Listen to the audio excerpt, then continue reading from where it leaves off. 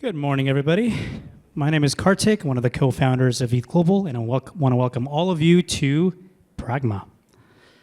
Now, this is a conference.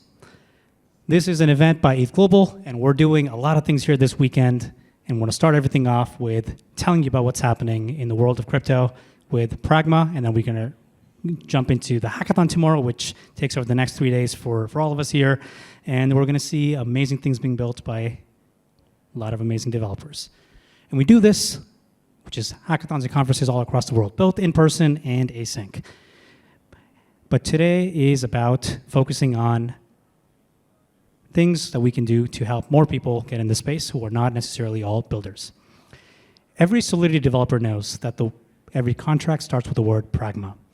It's not just the beginning of a developer's journey, but for us, Pragma represents a call towards pragmatism. What makes this different is a focus on a few key things.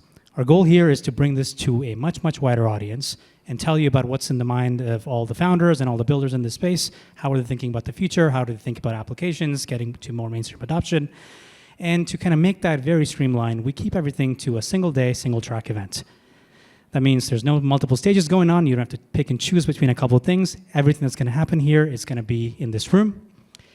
It's a founders-only event, which means anybody who's going to be on stage here is going to be a founder. And so you get to hear directly from who the people are and what they're thinking about those protocols.